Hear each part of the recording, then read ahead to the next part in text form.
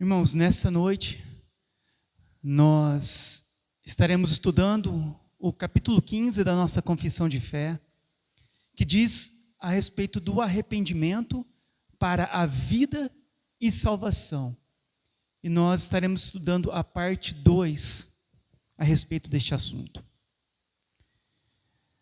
Eu queria começar com uma frase de Martinho Lutero, que ele diz assim: a vida cristã é arrependimento diário.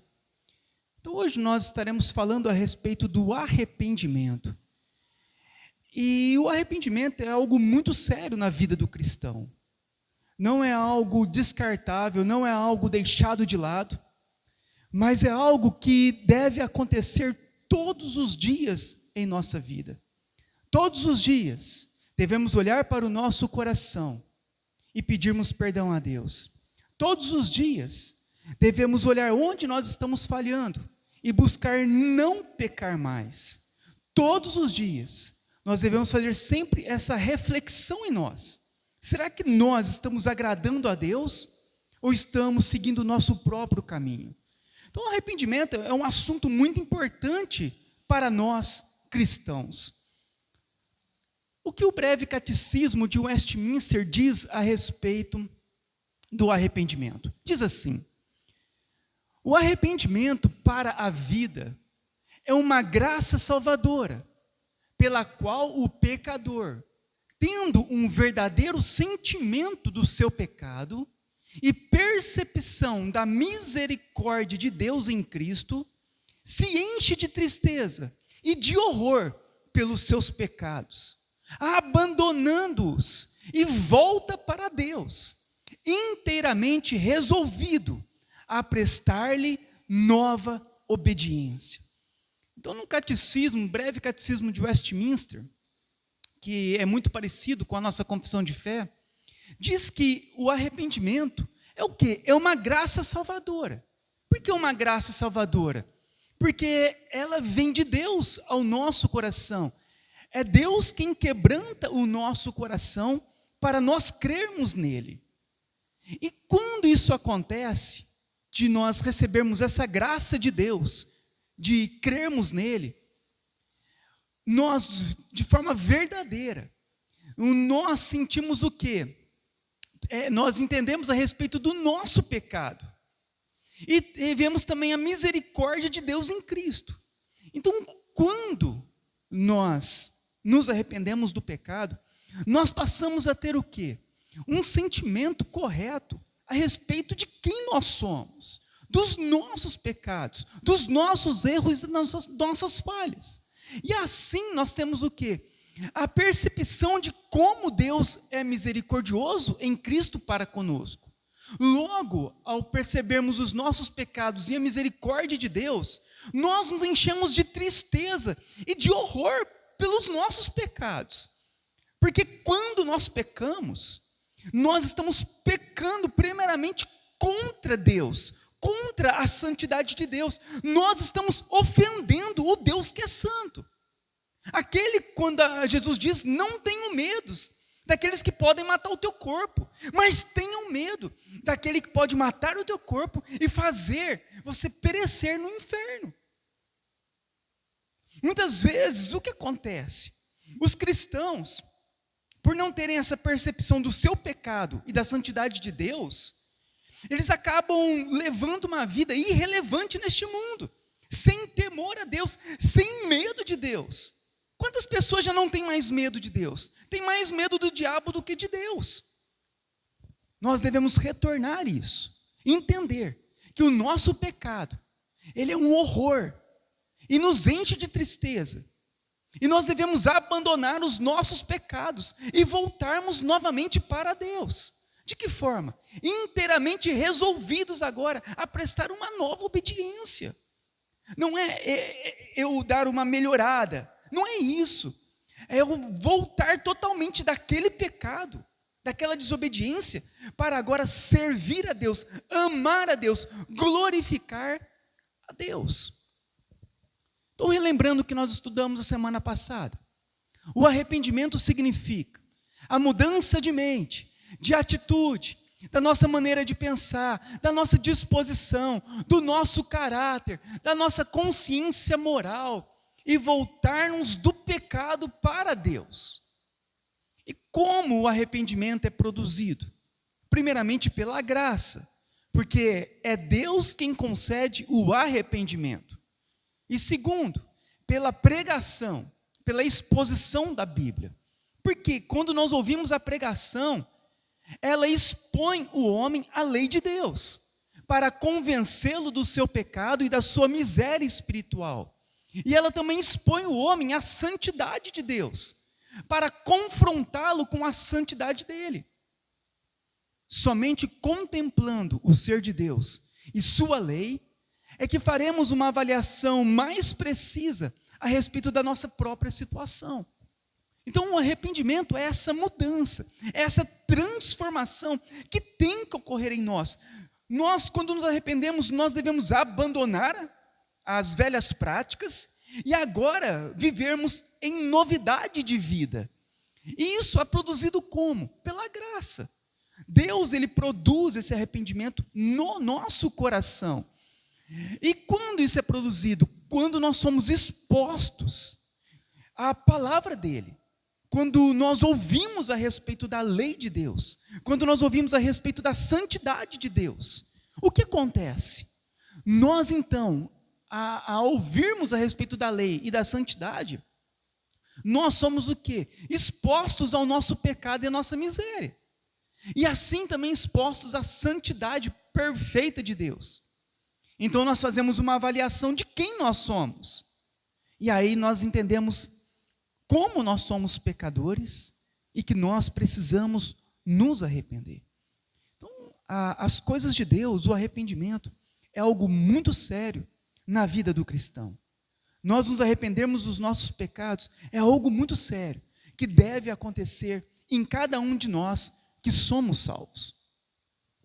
A nossa confissão, ela continua dizendo no parágrafo 2, não há quem faça o bem e que não peque. É o que diz em Eclesiastes 7:20, diz assim, não há homem justo que faça o bem e que não peque. Romanos 3:10-18, como está escrito, não há justo, nenhum sequer, não há quem entenda, não há quem busque a Deus, todos se extraviaram, a uma se fizeram inúteis. Não há quem faça o bem, não há nenhum sequer. A garganta deles é sepulcro aberto, com a língua urdem engano, veneno de víbora está em seus lábios. A boca eles têm cheia de maldição e de amargura. São os seus pés velozes para derramar sangue, para fazer o mal. Nos seus caminhos há destruição e miséria.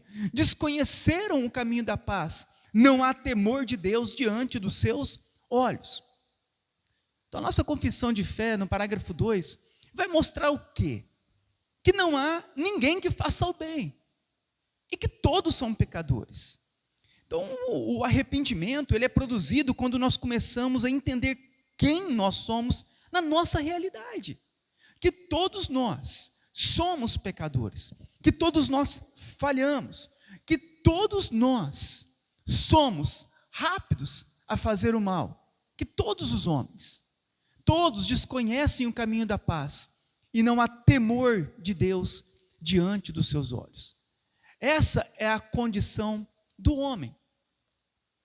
E sob a força da tentação, nossa confissão continua. Mesmo as melhores pessoas podem cair em grandes pecados e provocações contra Deus, pois existe no interior do homem um poder enganoso de corrupção. Então, nossa confissão fala que, sobre a força da tentação, enquanto nós estamos neste mundo, as melhores pessoas, elas podem cair em pecado. Todos nós podemos falhar e cair em pecado.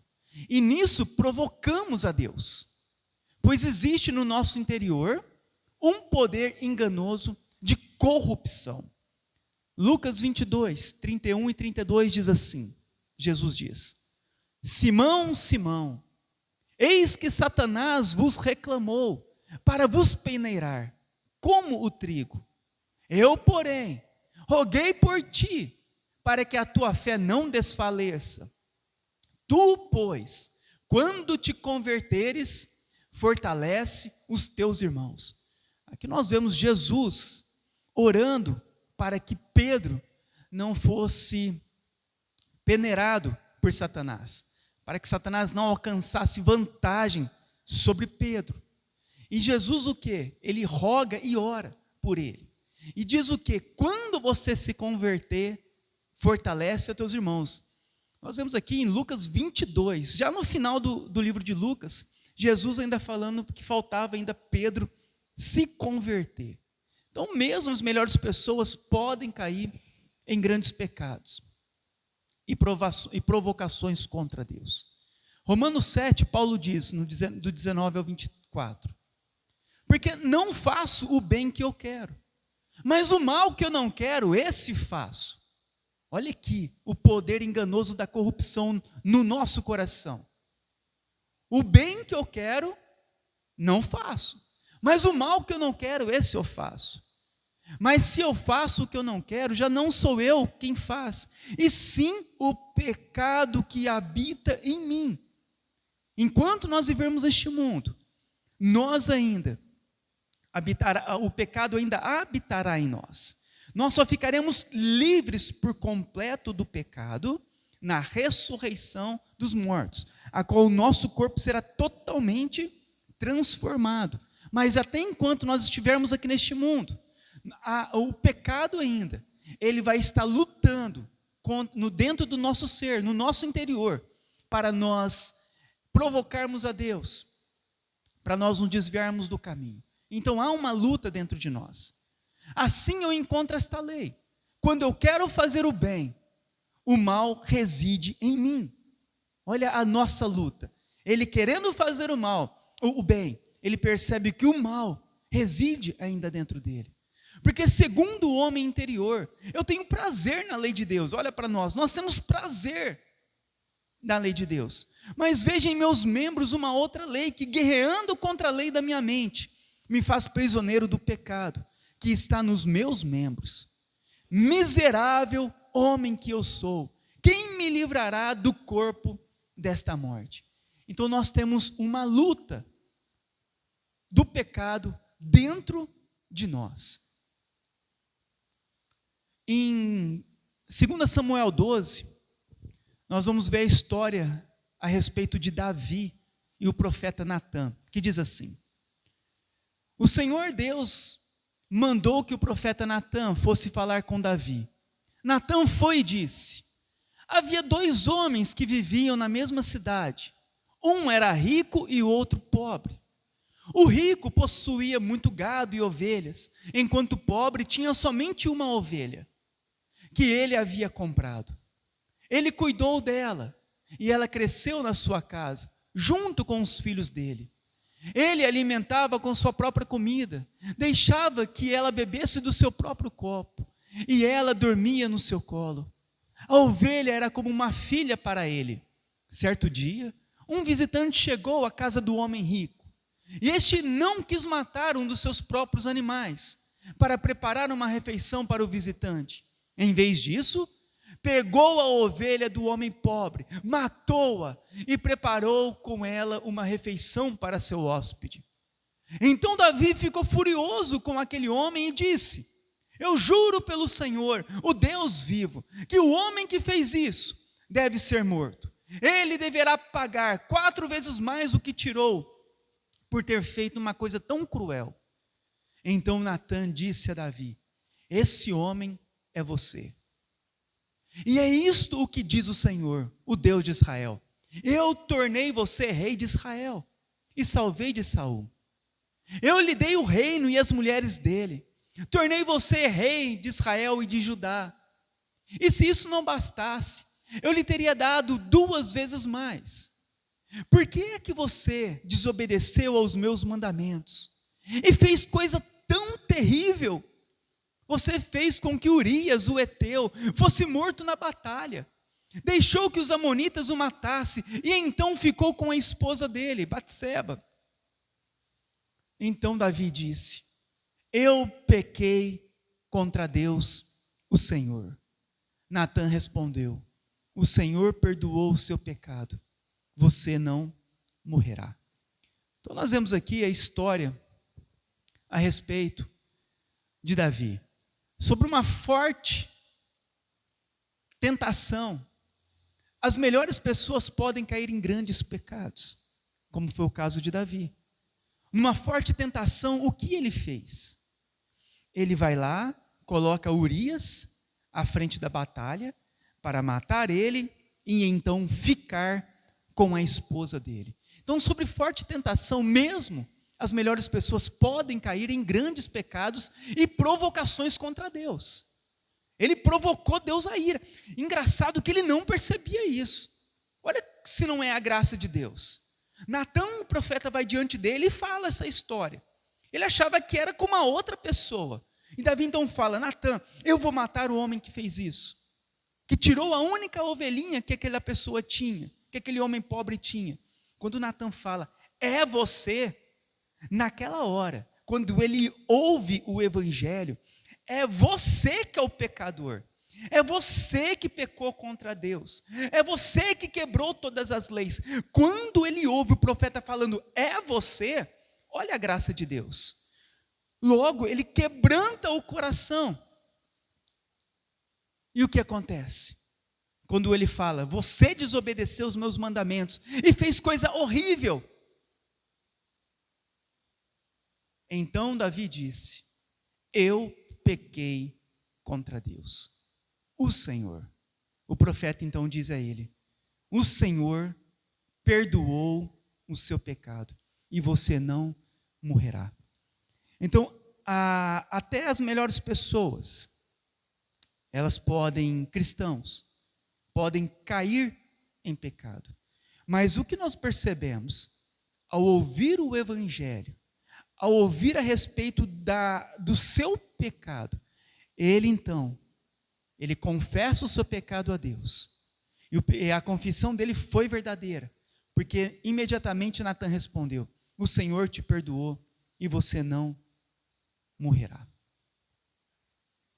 Foi por isso que Deus, no pacto da graça, providenciou misericordiamente para que os crentes, caindo em pecado, sejam restaurados mediante o arrependimento para a salvação. Você observa que quantos não pecaram? Quantos não fizeram a mesma maldade que Davi fez? Quantos? Mas a palavra não chegou a todos. A palavra chegou naqueles a qual Deus queria salvar. Deus queria salvar Davi. Chega o evangelho a Davi. Quem quebrantou o coração? Davi quebrantou o coração. Deus perdoou o pecado dele. Ele confessou e Deus o perdoou. Olha que interessante. E por que isso aconteceu com Davi? Por que isso aconteceu com Pedro? Por que isso aconteceu com Abraão quando ele mente? Por que isso aconteceu com Noé quando ele se embriaga? Por que isso aconteceu com Moisés quando ele vai lá e dá uma cajadada na pedra e ele se rebela contra Deus? Por que isso aconteceu com tantos homens? Paulo, que perseguia a igreja de Deus. Você observa que se não é o pacto da graça, a graça de Deus em salvar o homem de forma providencial, ninguém seria salvo. Mas por causa de Deus, no pacto de sua graça, o que acontece? Mesmo aqueles que caíram em pecado, eles vão ser restaurados mediante o arrependimento para a salvação. O que é o pacto da graça que diz a nossa confissão de fé? É simplesmente a salvação em Jesus Cristo. É a vida eterna gratuita pelo evangelho. No pacto da graça, a salvação é dada sob a forma de uma aliança, que procede exclusivamente da graça incondicional de Deus. Todos os homens estão debaixo do pacto de obras de Adão, mas apenas os eleitos são participantes do pacto de graça. Então, o pacto da graça, o que é? É a salvação que nós conseguimos, que obtemos em Cristo. E de que forma? Gratuita e incondicional. Olha Davi, Olha a maldade que Davi fez. Deus tinha dado tudo para ele. Deus tinha feito tudo para ele. E olha como ele procede mal e rebelde diante de Deus. Se não fosse o pacto da graça, de Deus, por sua graça incondicional, o que é incondicional? Sem condições para salvá-lo. Era incondicional, sem merecimento. O que Davi fez para merecer ser perdoado por Deus? Absolutamente nada. Ele pecou contra Deus. Mas Deus, em sua graça, de forma incondicional, por meio da sua aliança, o que acontece? Ele vai quebrantar o coração das pessoas, dos crentes, para serem restaurados o arrependimento para a fé, para a salvação. Porque uns se arrependem e outros não. Porque ali envolve a graça de Deus em salvar o seu povo. Todos os homens, eles estão debaixo do pacto de obras de Adão, todos. Todos são descendentes de Adão. Todos receberam a herança de Adão. Olha para nós. Rebeldia, mentira, morte, tudo que Adão fez, nós, como descendentes dele, nós recebemos. Então nós, todos os homens, estão debaixo do quê? Do pacto de obras de Adão. Mas o que acontece? Quando nós ouvimos o Evangelho, nós recebemos a salvação de forma gratuita. E deixamos de fazer parte do pacto de obras de Adão e passamos a fazer parte do pacto de graça, da graça de Deus em nos salvar. Olha o que diz em Lamentações 3, 22 e 23. As misericórdias do Senhor são a causa de não sermos consumidos, porque as suas misericórdias não têm fim, renovam-se a cada manhã. Grande é a tua fidelidade. Por que nós não somos consumidos? Porque Davi não foi consumido? Porque Pedro não foi peneirado? Porque quando Noé se embriagou, Deus não matou Noé? Porque quando Moisés se rebelou contra Deus, Deus não matou Moisés? Porque assim Deus fez com todos os homens, porque todos pecaram, todos falharam. Por quê? Porque há uma misericórdia por trás de tudo. Deus tem sido misericordioso, e essa misericórdia para com o seu povo não tem fim, ela se renova a cada manhã, porque a fidelidade de Deus é com todos aqueles que fazem parte do pacto de graça, da graça. O resto estão todos debaixo da condenação de Adão. 1 João 2, 1 e 2. Filhinhos meus, estas coisas vos escrevo para que não pequeis. Se todavia alguém pecar, temos um advogado junto ao Pai, Jesus Cristo, o justo, o único justo. E ele é a propiciação pelos nossos pecados, e não somente pelos nossos próprios, mas ainda pelos do mundo inteiro. 1 João 2,12. Filhinhos, eu vos escrevo, porque os vossos pecados são perdoados por causa do seu nome. O que nós observamos? Que se nós pecarmos, tem Cristo. Ele, por meio dele, nós temos o perdão dos pecados. Não é pelas nossas obras ou pelos nossos méritos, mas é por meio de Cristo. Nós somos perdoados de todos os nossos pecados. Efésios 2:8. Pela graça sois salvos, mediante a fé. E isto não vem de vós, é dom de Deus. Por isso Deus, no pacto da graça, Ele providenciou misericordiamente que os crentes, caindo em pecado, sejam restaurados mediante o arrependimento para a salvação. Quantas vezes você já não caiu? Quantas vezes você já não deu uma desviada? Quantas vezes você já não pensou em desistir? Quantas vezes você não falhou? E por que você não naufragou na fé e você agora não está em um bar se embriagando, ou você não está entregue às drogas ou à prostituição? Por que você não foi entregue, peneirado por Satanás? Porque existe uma aliança de Deus com o seu povo. E é por causa disso que nós não somos consumidos, pela misericórdia dele. Ele é quem nos impede, nós, de naufragarmos na fé, de sermos peneirados por Satanás. É ele, tudo é dele. E ele diz o quê? Não pequeis. Mas se nós pecarmos, nós em Cristo alcançaremos o perdão dos nossos pecados. No parágrafo 3, a nossa confissão diz: e este arrependimento salvador é uma graça evangélica, é uma graça no Evangelho. Como diz Zacarias 12:10, e sobre a casa de Davi, e sobre os habitantes de Jerusalém, derramarei o Espírito de graça e de súplicas. É o Senhor quem derrama sobre nós o Espírito de graça. Atos 11:18, e ouvindo eles estas coisas, apaziguaram-se e glorificaram a Deus, dizendo: logo também aos gentios foi por Deus concedido o arrependimento para a vida. Ou seja, é Deus quem concede o arrependimento para a vida. E por quê? Porque fazem parte da aliança de Deus com o seu povo.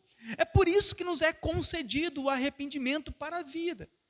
É uma graça que o Senhor nos dá por meio do Evangelho. E este arrependimento salvador é uma graça evangélica, por intermédio da qual a pessoa, por obra do Espírito Santo, é levada a sentir os múltiplos males do seu pecado. João 16:8, quando ele vier, convencerá o mundo do pecado, da justiça e do juízo. Ezequiel 36:31, então vos lembrareis dos vossos maus caminhos e dos vossos feitos, que não foram bons. Tereis nojo de vós mesmos, por causa das vossas iniquidades, pecados, e das vossas abominações. Ou seja, esse arrependimento é uma obra do Espírito Santo. E ela nos leva a sentir os nossos múltiplos males do nosso pecado. Não é uma obra feita por nós, mas é uma obra do Espírito de Deus ao nosso coração. Por quê? Quem nos convencerá do pecado? É o Espírito Santo, quando ele vier. Então é por meio da obra do Espírito Santo que nós passamos a entender a respeito do nosso pecado.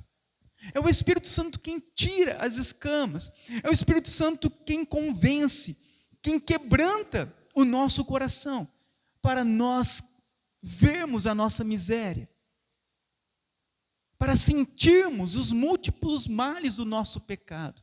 Olha aqui, lembra dos vossos maus caminhos? Olha quantos caminhos maus nós andamos. Olha, até nós chegarmos aqui, por quantas estradas terríveis nós não passamos. Prostituição, vícios, mentira, desobediência, rebeldia, idolatria. Quantos males nós já não fizemos em nossa vida. E hoje, pelo convencimento do Espírito Santo, quando nós olhamos para tudo isso, nós percebemos que não foram boas as nossas atitudes que nós tínhamos andado antes. Pelo contrário, nós temos nojo de tudo aquilo que nós fizemos de mal no nosso passado. E nós consideramos como abominação. Qual de nós aqui já não nos dobramos diante da imagem de Maria? Quantos de nós? A Bíblia diz que isso é uma abominação, porque nós estávamos adorando um outro Deus. É terrível. Olha para nós quando nós olhamos isso e falamos, meu Deus, eu me prostrava diante de um gesso, de uma pedra. Abominação. Por que você enxerga e outros não enxergam? A graça de Deus é uma obra do Espírito Santo. Se o Espírito de Deus não agir no coração da pessoa, ela vai continuar se prostrando diante de uma pedra. E nós percebemos como nós éramos maus e como eram terríveis os nossos pecados. e com fé em Cristo agora, humilha-se por causa do pecado, com uma tristeza santa, ódio ao pecado e repugnância em si mesma, orando por perdão e fortalecimento na graça. Romanos 6, 20 e 23. Porque quando éreis escravos do pecado, estáveis isentos em relação à justiça. Naquele tempo, quando éramos escravos, que resultados nós colhemos? Somente as coisas que agora nos envergonhamos, porque o fim delas é a morte. Todos aqueles que continuam vivendo no pecado, sem entendimento, serão condenados. Agora, porém, libertos do pecado, transformados em servos de Deus, tendes o vosso fruto para a santificação e, por fim, a vida eterna. Porque o salário do pecado é a morte, mas o dom gratuito de Deus é a vida eterna em Cristo Jesus, nosso Senhor. Agora, irmãos, de pecadores, fomos o que? Por meio da fé em Cristo, nós nos humilhamos. Sentimos tristeza pelos nossos pecados, ódio pelos nossos pecados, repugnância pela vida que nós vivíamos antes, entregues ao pecado, entregues à maldade. E agora orando por perdão, nós oramos por perdão e fortalecimento na graça. Isso éramos nós. E com fé em Cristo nós humilhamos por causa do pecado. E com uma tristeza santa, ódio ao pecado, repugnância a si mesmos, orando por perdão e fortalecimento na graça. 2 Coríntios 7,11, Paulo diz: vejam o que a tristeza que vem de Deus produziu em vocês. Trouxe dedicação, defesa de suas ações, indignação, temor, desejo de me ver, zelo e prontidão em punir a injustiça. Vocês mostraram que fizeram tudo o que era necessário para corrigir a situação. Então, pela fé em Cristo, o que acontece? Nós produzimos agora em nós uma tristeza santa. Uma tristeza santa é o quê? Uma tristeza que vem de Deus. E o que essa tristeza traz em nós? Porque nós percebemos isso, que muitas vezes é produzida em nós uma tristeza em nosso coração. Quando nós erramos, quando nós falhamos, quando nós pecamos, nós ficamos tristes, angustiados, quando nós não conseguimos fazer aquilo que deveríamos fazer, quando o pecado fala mais alto, quando não conseguimos vencer a nossa carne. É produzida uma tristeza santa. E por que é produzida essa tristeza em nós? E não no ímpio. O ímpio ama o pecado. O ímpio tem prazer no pecado. O ímpio se alegra no pecado. O ímpio, ele trai e ele fica feliz com a traição. O ímpio se prostitui e ele fica feliz com a prostituição. O ímpio se embriaga e ele fica feliz com aquela embriaguez. Ele se alegra com o pecado, ele se alegra com o mal. Mas se você faz a mesma coisa, o que acontece? Nós nos entristecemos. Quando nós falhamos nas pequenas coisas, nós já ficamos tristes. E o que é isso? Por quê? Porque é uma tristeza santa. Para quê? Para que nós pudéssemos voltar a Deus. E essa tristeza que acontece em nós, que é produzida em nós por Deus, ela faz o quê? Ela faz com que nós viemos a nos dedicar mais a Deus, em defesa das nossas ações. Há uma indignação pelos nossos pecados, nós temos mais temor a Deus, nós desejamos mais a Deus, o zelo por Deus, a prontidão em punir a injustiça. Quando acontece isso, nós queremos corrigir a situação. Quando pecamos, o que nós vamos buscar fazer? Corrigir a situação, porque ficamos tristes, pecamos contra Deus. É o que nós chamamos de tristeza santa. Só acontece com os cristãos. O ímpio não se entristece com o pecado, porque ele ama o pecado, e ele não quer corrigir o pecado. Mas nós fazemos o quê? Queremos corrigir a situação. Tiago 4:8. Chegai-vos a Deus e Ele se chegará a vós outros. Purificai as mãos, pecadores, e vós que sois de ânimo dobre, limpai o coração, afligi-vos, lamentai e chorai. Converta-se o vosso riso em pranto e a vossa alegria em tristeza. Com o propósito e o empenho de caminhar diante de Deus de um modo agradável em todas as coisas, com o auxílio do Espírito Santo. Agora nós, com arrependimento, nós buscamos com propósito e empenho caminhar diante de Deus de modo agradável em todas as coisas, com o auxílio do Espírito Santo. Filipenses 4:8 e 9. Finalmente, irmãos, tudo que é verdadeiro, tudo que é respeitável, tudo que é justo, tudo que é puro, tudo que é amável, tudo que é de boa fama, se alguma virtude há, se algum louvor existe, seja isso que ocupe o nosso pensamento. O que também aprendestes e recebestes e ouvistes e vistes em mim, isso praticai, e o Deus da paz será convosco. Hebreus 13:20 e 21. O Deus da paz, que pelo sangue da aliança eterna, trouxe de volta dentre os mortos o nosso Senhor Jesus Cristo, o grande pastor das ovelhas, os aperfeiçoe em todo o bem, para fazeres a vontade dEle, e opere em nós o que lhe é agradável, mediante Jesus Cristo, a quem seja a glória para tudo sempre. Amém. Salmos 19:14. Que as palavras da minha boca e a meditação do meu coração sejam agradáveis a Ti, Senhor, minha rocha, meu resgatador. João 14:26. Mas o Consolador, o Espírito Santo, a quem o Pai enviará em meu nome, esse vos ensinará todas as coisas e vos fará lembrar de tudo o que vos tenho dito.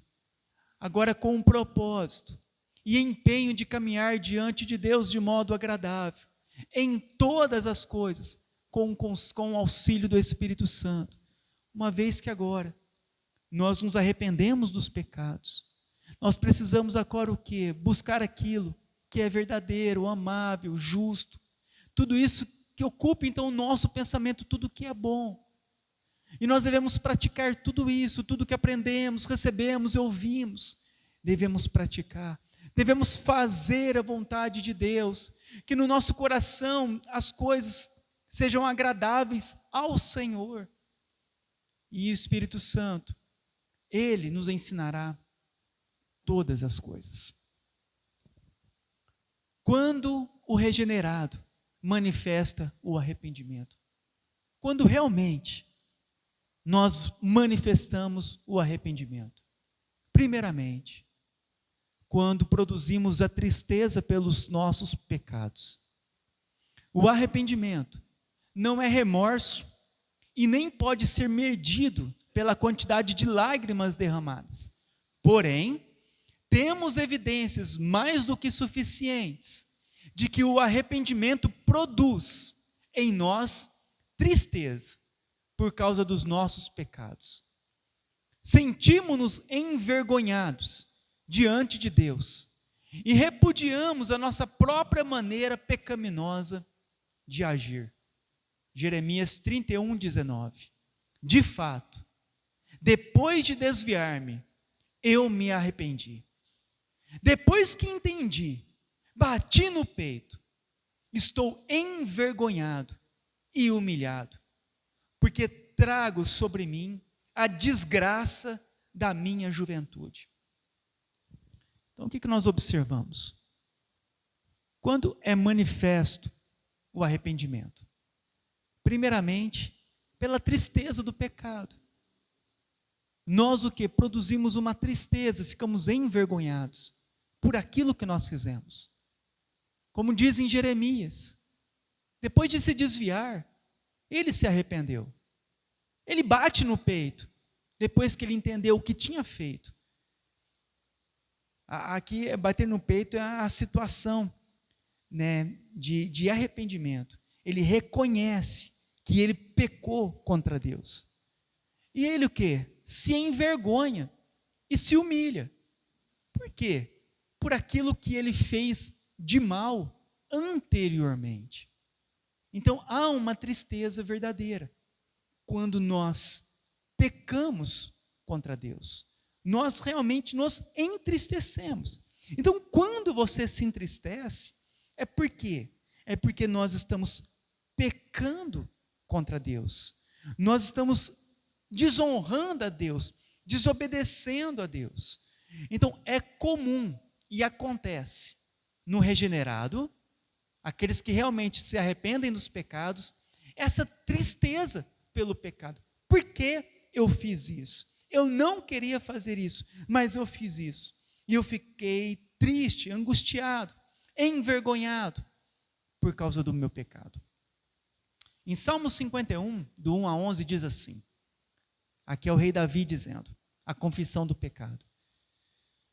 Compadece-te de mim, ó Deus, segundo a tua benignidade e segundo a multidão das tuas misericórdias. Apaga as minhas transgressões, lava-me completamente da minha iniquidade e purifica-me do meu pecado.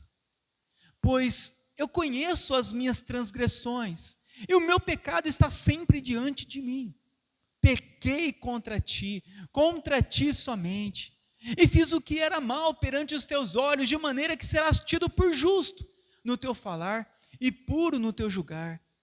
Eu nasci na iniquidade, e em pecado me concebeu a minha mãe. Purifica-me com ensopo, e ficarei limpo.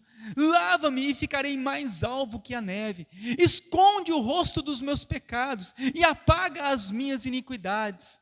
Cria em mim, ó Deus, um coração puro, e renova dentro de mim um espírito inabalável. Não me repulses da tua presença, e nem me retires o teu Santo Espírito. Aqui nós vemos a confissão de Davi diante dos seus pecados. Ele confessa os seus pecados, transgressões. Ele diz que ele pecou contra Deus. Ele diz que ele nasceu em pecado, em iniquidade. E o que ele clama a Deus?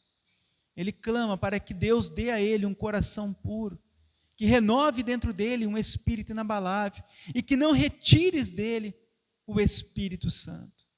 Então nós vemos aqui uma confissão de alguém que reconhece o pecado, alguém entristecido e humilhado pelo pecado, e alguém que vai até Deus pedindo misericórdia ao Senhor.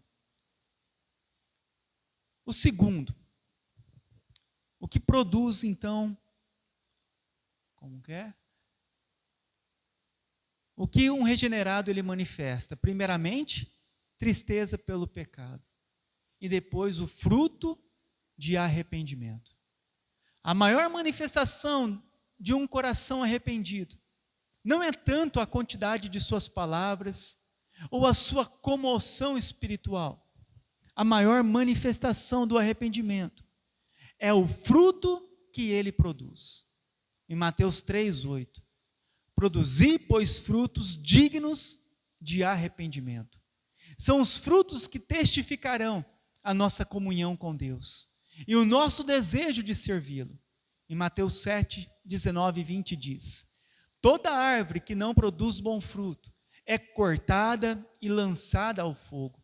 Assim, pois, pelos seus frutos os conhecereis. Gálatas 5, 22 e 23. Mas o fruto do Espírito é amor, alegria, paz, longanimidade, benignidade, bondade, fidelidade, mansidão e domínio próprio. O que nós produzimos? O verdadeiro arrependimento são os frutos.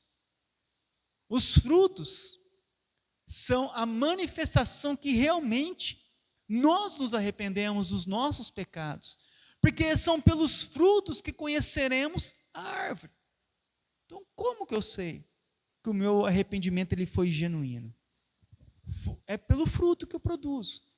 Aqueles que realmente se arrependem dos pecados, eles produzirão o fruto do Espírito Santo. Eles não continuarão vivendo da mesma forma. Podemos falhar, podemos cair, como todos falharam, todos caem. Conseguimos alcançar a graça por meio de Cristo, mas é necessário o fruto, porque é pelo fruto que nós conhecemos a árvore. E qual é o fruto? Amor, alegria, paz, longanimidade, benignidade, fazer o bem, bondade, fidelidade, mansidão e domínio próprio. Então é pelo fruto que nós reconhecemos o verdadeiro arrependimento. Atos 26, a partir do 15, diz assim: Então eu perguntei, aqui é o apóstolo Paulo dizendo, ele vai estar falando a respeito da sua conversão.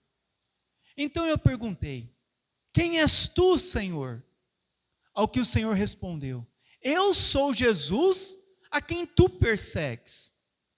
Mas levanta-te e firma-te sobre os teus pés, porque por isso te apareci, para te constituir ministro e testemunha, tanto das coisas em que me viste, como daquelas pelas quais te aparecerei ainda, livrando-te do povo e dos gentios, para os quais eu te envio, para lhes abrires os olhos e os converteres das trevas para a luz, da potestade de Satanás para Deus, a fim de que eles recebam a remissão de pecados, a herança entre os quais são santificados pela fé em mim. Pelo que, ó rei Agripa, não fui desobediente à visão celestial, mas anunciei primeiramente aos de Damasco e em Jerusalém, por toda a região da Judéia e aos gentios, que se arrependessem e se convertessem a Deus, praticando obras dignas de arrependimento. Por causa disso, alguns judeus me prenderam, estando eu no templo, e tentaram matar-me. Olha que interessante. Aqui Paulo, o apóstolo Paulo, está testemunhando diante do rei Agripa a sua conversão. E o que ele diz? Que antes ele perseguia a igreja, ele matava e prendia os cristãos, ele permitiu que Estevão fosse morto, apedrejado, ele consentiu a morte de Estevão. Este era Paulo, alguém que perseguia, alguém que matava os cristãos. E agora, quando Cristo aparece para ele, o que nós observamos? Que agora ele muda a história dele, muda totalmente ao contrário. De alguém que perseguia os cristãos, agora ele vai anunciar o evangelho para as pessoas, e ele vai o quê? E ele agora vai ser perseguido por causa da sua fé. Antes, ele perseguia as pessoas por causa da fé em Cristo. Agora, após a sua conversão, ele vai fazer ao contrário, ele vai pregar o evangelho a qual ele perseguia, e agora ele vai ser obediente a Deus e vai anunciar agora o arrependimento a todos, para que todos se convertam. E o que vai causar isso? Isso vai causar que agora os judeus vão querer prender ele e vão tentar matá-lo. Aqui nós vemos a verdadeira conversão de um homem que perseguia e matava os cristãos. Agora aquele homem, ele está sendo agora ao contrário, né, do que ele fazia. Agora os judeus estão perseguindo e querendo matar ele, por causa da verdade. É isso que acontece com o verdadeiro arrependimento cristão. A nossa vida, ela é transformada de uma tal forma que ela acaba sendo um destaque total na sociedade de quem nós éramos e de quem nós somos hoje. O cristão, ao realmente se converter, ele passa a levar a sério a fé em Cristo. Ele passa realmente a ser um cristão verdadeiro, a defender a fé verdadeira, a confrontar as falsas fé, a confrontar o pecado das pessoas, a falar assim diz o Senhor. É isso que é o verdadeiro arrependimento. Paulo, ele de perseguidor, agora eles queriam matar ele. Olha para nós, será que nós estamos dessa forma? Será que isso também está acontecendo conosco? Será que nós nos convertemos, entre aspas, mas estamos agora agradando a sociedade em que nós vivemos? Estamos nos conformando à sociedade que nós estamos vivendo? Nós estamos ali vivendo sem fazer nenhuma diferença, sem falar a verdade, sem pregar a verdade. O verdadeiro arrependimento, ele muda o coração de uma tal forma que a pessoa de perseguidor agora passa a ser perseguido. E por que perseguido? Perseguido por causa do mau caráter? Perseguido por causa da sua moralidade? Não. Ele é um exemplo na sociedade. Perseguido por causa da fé. Isso é pecado. Quando é que nós confrontamos pessoas pelo pecado? Isso está errado. Isso é pecado. E a Bíblia diz que o salário do pecado é a morte. Confronto do pecado. Isso é a mudança do evangelho, vai além. Nós, de pessoas perseguidas, de perseguidores, passamos agora a ser perseguidos. A grande mudança. Daqueles que não conheciam o evangelho, agora, eles são enviados para abrir os olhos e converter as pessoas da luz, das trevas para a luz, da potestade, do domínio de Satanás para agora o domínio de Deus. Somos esses, somos nós. Para agora anunciarmos a remissão dos pecados em Cristo. E o que Paulo fez? Ele foi e fez exatamente o que Deus havia falado para ele. Conclusão. Certa vez Jesus contou a parábola de um pai que chamou os seus 2 filhos para ajudá-lo na vinha. Mateus 21, 28 a 32. E diz assim: E que vos parece? Um homem tinha 2 filhos. Chegando-se o primeiro, disse: Filho, vai hoje trabalhar na vinha. Ele respondeu: Sim, Senhor. Porém, não foi. Dirigindo-se ao segundo, disse-lhe a mesma coisa. Mas este respondeu: Não quero ir trabalhar na vinha. Depois, arrependido, ele foi. Qual dos 2 fez a vontade do Pai? Disseram: O segundo. Declarou-lhe Jesus: Em verdade vos digo que publicanos e meretrizes vos precedem no reino de Deus. Porque João veio a vós outros no caminho da justiça, e não acreditaste nele, ao passo que publicanos e meretrizes creram. Vós, porém, mesmo vendo isto, não vos arrependestes, afinal, para acreditardes nele. O primeiro disse que iria, mas não foi. O segundo disse que não iria, mas foi. O segundo demonstrou o quê? O verdadeiro arrependimento.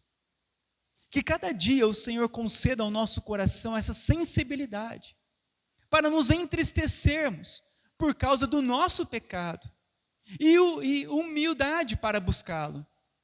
Aqueles que ainda estão longe, a nossa oração é que a bondade de Deus os conduza ao arrependimento. O que aconteceu?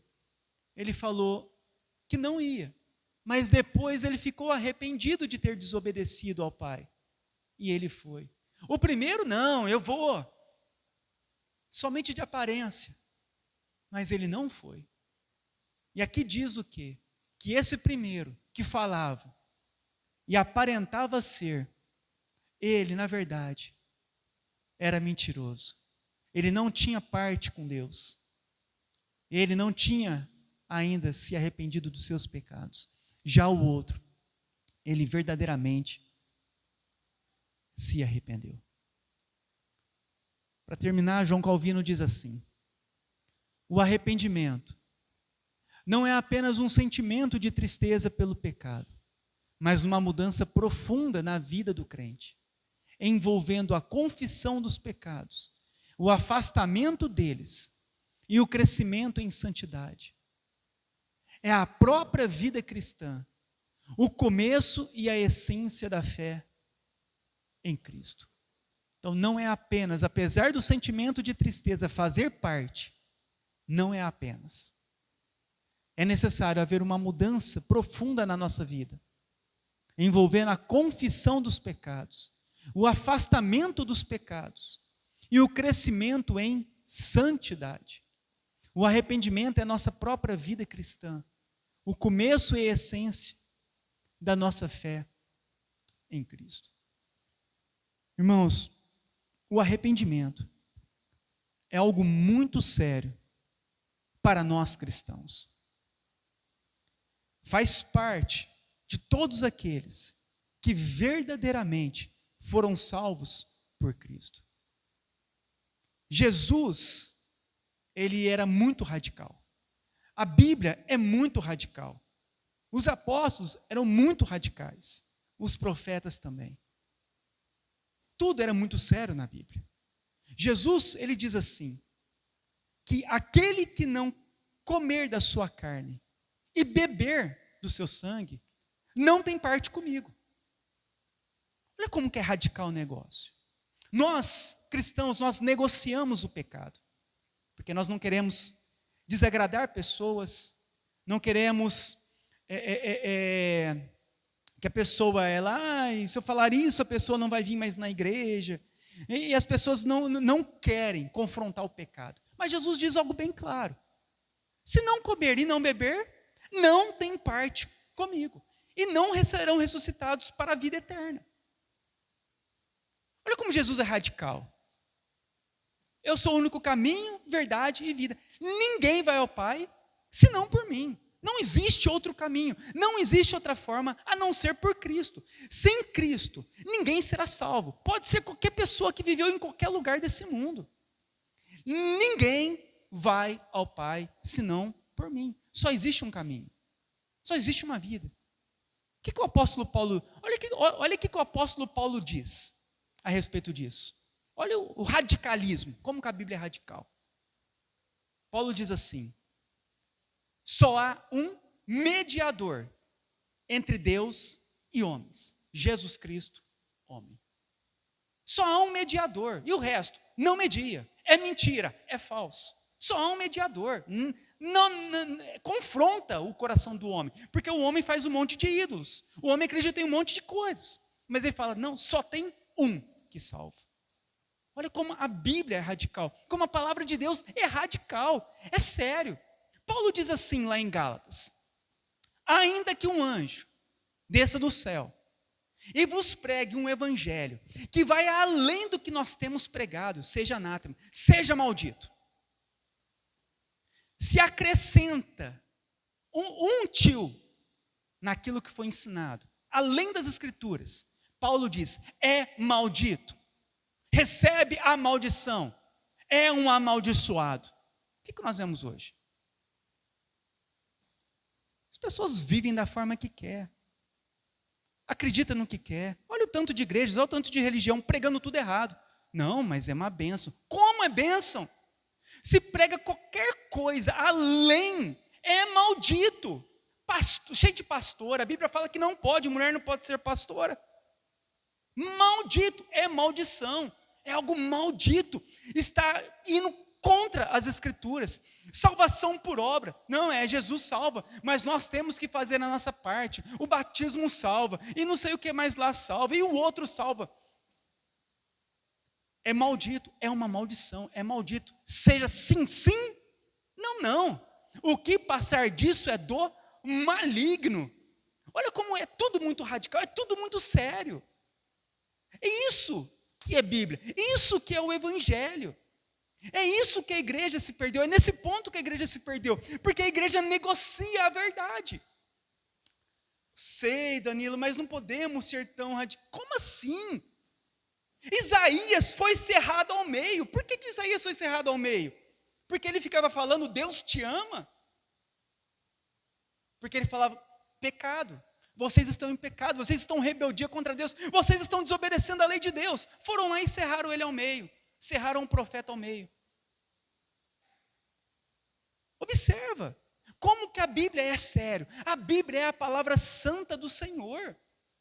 Nós estamos aqui neste mundo, não é para nós ficarmos amolecendo para os irmãos, né? Vamos para lá, não deixa, vamos acomodar cada um no seu pecado, não, é algo muito sério a Bíblia. Nós estamos falando da eternidade, sobre algo que é eterno, algo que é sério. Deus é sério, o inferno é verdadeiro, o lago de fogo existe, a vida eterna, o novo céu e a nova terra. É sério. E o arrependimento, ele também tem que ser sério em nossa vida. Deus não negocia. Não negocia. E nós, irmãos, nós precisamos ser mais sérios em nossa vida. Mais sérios com relação à palavra de Deus. Mais sérios com o nosso cristianismo. Porque se não acontecer isso em nós, de onde vai acontecer? Por onde vai acontecer? Como vai acontecer? Na igreja lá do Zezinho, que ensina tudo errado? Se nós que conhecemos o Evangelho nos calarmos, se nós que conhecemos o Evangelho deixarmos tudo, as pessoas viverem de qualquer forma, sem nós alertarmos ela, como será? Começa conosco, abandonando o pecado, nos entristecendo com os nossos pecados, buscando ter uma nova vida em Cristo, e sermos radicais em nossa busca, como Paulo. De perseguidor, agora ele era perseguido. Agora todos odiavam ele. A Bíblia diz: bem-aventurado aqueles que são perseguidos por causa do meu nome. Se perseguiram o nosso Senhor, se odiaram o nosso Senhor, não nos odiará? Serão odiados por todos, por minha causa, Jesus disse. E olha hoje para nós. Será que as pessoas nos odeiam quando falamos a verdade? Será que o nosso cristianismo faz alguma diferença neste mundo? Será que a nossa vida cristã faz alguma diferença? Se nós estamos ou não estamos? Se nós estamos vivos, se amanhã nós morremos? O que muda neste mundo? Então, há uma necessidade de nós entendermos isso. Que o cristianismo é algo que confronta pecado. O cristianismo bíblico é algo radical. O cristianismo bíblico, ele confronta as pessoas, a fé e as religiões. E nós devemos usar isso, essa graça do Senhor, para que o evangelho seja propagado às pessoas, seja anunciado às pessoas pelo nosso, primeiramente, testemunho, pela forma em que nós vivemos, e depois pela proclamação do evangelho, por aquilo que nós ensinamos, falamos. Nós estamos vendo tudo errado. Tudo ensinando errado, todo um monte de religiões erradas, falhas, pecadoras, tudo debaixo da maldição. É o que temos feito? Talvez nós não temos feito nada, temos nos calado. Está na hora de nós reavivarmos o nosso evangelho, o verdadeiro evangelho. Irmãos, e uma vez que nós conhecemos esse evangelho, nós temos que anunciar. Então as pessoas vão se perder, porque elas vão chegar diante do juízo de Deus. Você acha que Deus vai deixar atravessar alguma coisa? Vai passar? Não, porque aquela pessoa, ela tinha uma fé que parecia verdadeira, mas estava errada em alguns pontos. Sabe o que Paulo diz? Um outro evangelho é algo maldito. Então, ou é ou não é, não existe meia verdade na Bíblia. Ou é uma verdade, ou está escrito, realmente é de Deus, e é uma verdade, ou é uma mentira. E nós que conhecemos a verdade, não podemos nos calar. Nós devemos anunciar essa verdade em nossa sociedade. Por isso, irmãos, aproveita os seus últimos dias aqui nesse mundo. Está passando, está chegando no fim. Daqui a uns tempos nós não estaremos mais aqui. Para fazer alguma diferença. Para realmente manifestar esse arrependimento verdadeiro. E mostrar para as pessoas que elas estão no caminho errado, porque se nós não formos confrontados a isso, como que elas vão saber? As pessoas, quando eu ainda estava perdido ainda, no neopentecostalismo, ninguém me confrontava. Muitas pessoas sabiam. Depois, alguns amigos meus falavam, eu sabia que não podia ter pastora, né? Mas nunca me confrontou falando, olha, é pecado, mulher pastora. Nunca. Nunca ninguém me confrontou salvação por obras, ou era somente por Cristo. Nunca tinha sido confrontado. Nunca ninguém tinha falado para mim que eu era pecador, que eu era mau e estava debaixo da condenação de Deus. Nunca. Eu não entendia o evangelho. Isso aí foi se passando até eu começar a ter o acesso. Mas muitas pessoas já conheciam, mas nunca me confrontaram. Porque vai saber o porquê.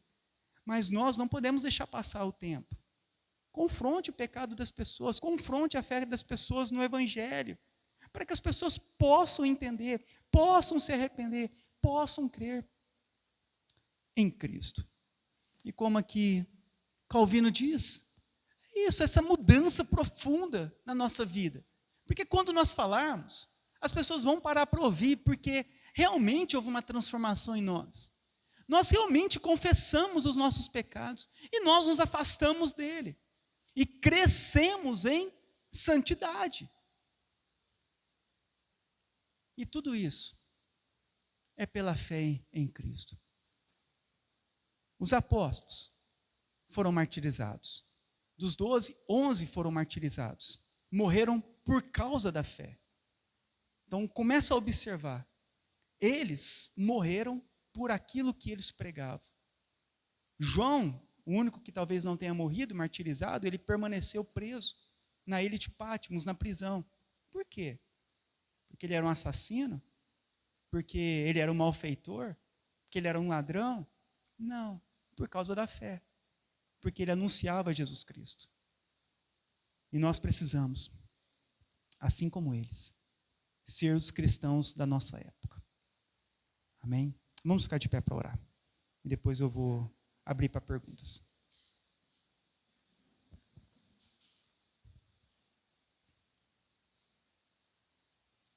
Senhor Deus, nós te damos graça por esse estudo e pedimos, ó Deus, que o Senhor coloque esse arrependimento verdadeiro na nossa vida, que haja uma mudança profunda em nossos corações, para que nós possamos, ó Deus, manifestar e pregar o Teu Evangelho neste mundo caído, onde as pessoas estão indo, ó Deus, deliberadamente, ao lago de fogo e enxofre.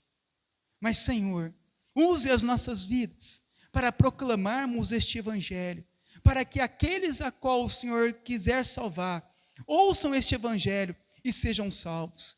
Mas não nos deixe, ó Deus, morrermos, permanecermos da forma que estamos, sem, ó Deus, pregar o Teu Evangelho, porque isso não é uma vida cristã. A vida cristã é uma vida, ó Deus, a qual nós amamos falar a verdade. Nós temos prazer, ó Deus, em anunciar o Teu Evangelho. Temos prazer, ó Deus, em mostrar para as pessoas a Tua verdade. Por isso, usa as nossas vidas, ó Pai, em todos os meios, para que o Teu nome seja glorificado. É o que eu oro em nome do Teu Filho Jesus. Amém. Pode sentar, irmãos.